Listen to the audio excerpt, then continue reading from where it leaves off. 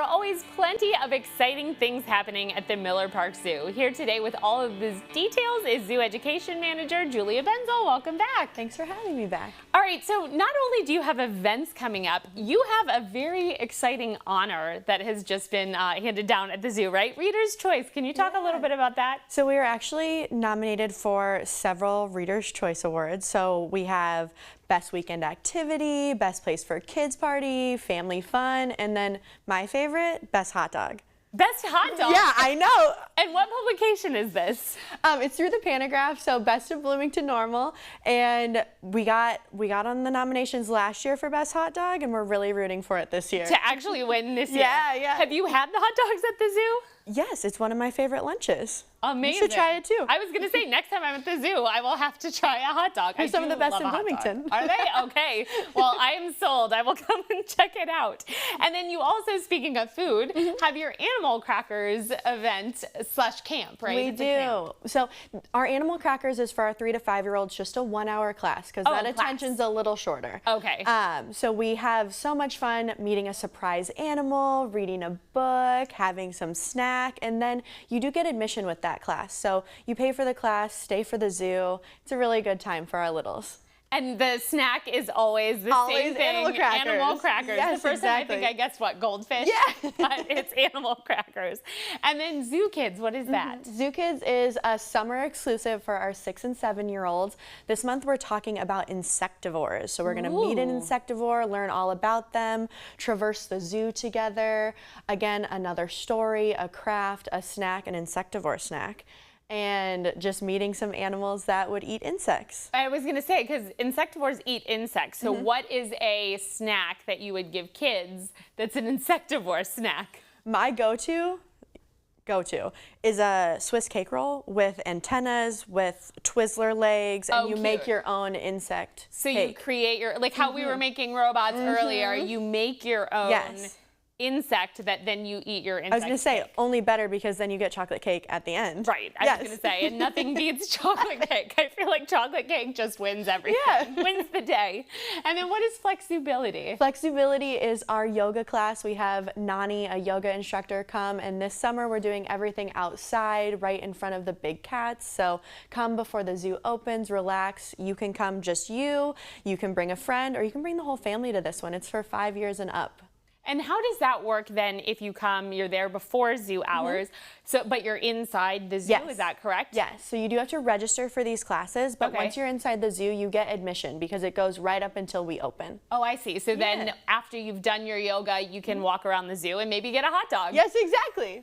And then speaking of food, again, you have an ice cream social coming up, but that is paired with something that's really important, which is Child Safety Day. So what exactly is that? So Child Safety Day, we're coming out. We have the McLean County come out and talk about child safety, and then when you come, we give you ice cream because you should come to the zoo and learn about it. So ultimately, is it like kind of the don't talk to strangers, that kind of thing, or what is covered? And is it more for the kids to learn about safety, or is it more for the parents to learn how to keep the kiddos safe? So there's a lot going on. There are tents up. They bring a bunch of vendors that come, set up, and they teach different things. So it's for kiddos, it's for adults. You'll get information, but ultimately we want kiddos to come have fun at the zoo. So it's a bring the whole family scenario, and then you can see all of the animals while you're there, while you're learning, and while you're eating ice cream. Exactly. What's your favorite flavor of ice cream?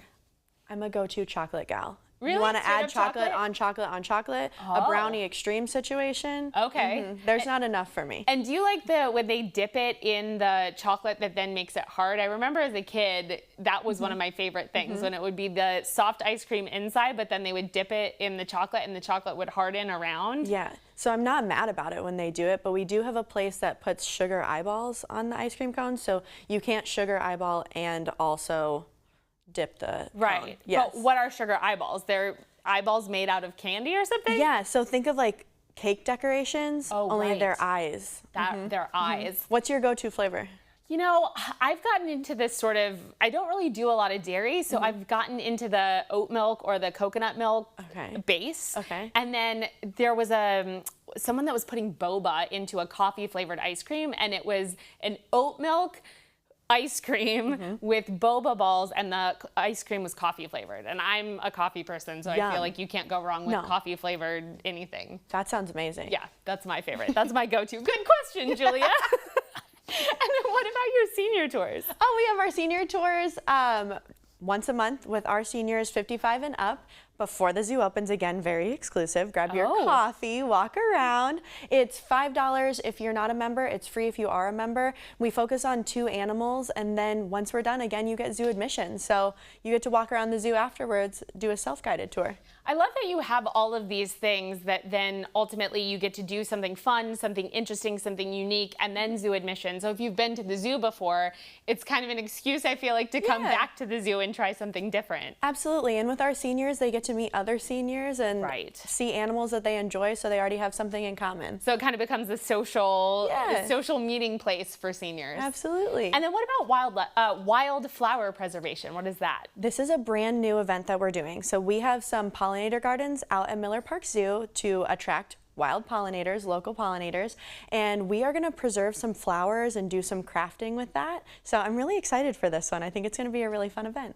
And I feel like pollinators are something that are getting more and more attention. We've had a couple of people on from U of I that have come and talked about why the bees are important, why the monarch butterflies are important, and things that we can do here locally now that it's not all just prairie land to help keep those pollinators coming back, because without the pollinators, we wouldn't have the vegetables and the fruits and all the pretty flowers that bloom. Yeah, my favorite tip about pollinators is get your honey locally, because if you take a little bit of honey a day from where you're from, it'll help your allergies because of the pollinators. Oh, nice. And then what is Art of Animals? Art of Animals is our event on August 4th. So it has a wider range of ages. We split up our littles in the morning and our bigs in the afternoon, but we are focusing on sketching some fur. So we're going to learn about animals that have fur, we're going to meet animals, we are going to draw them, go out in the zoo, and that's with instructor Jill Wallace. So she has a naturalist background, but she also has that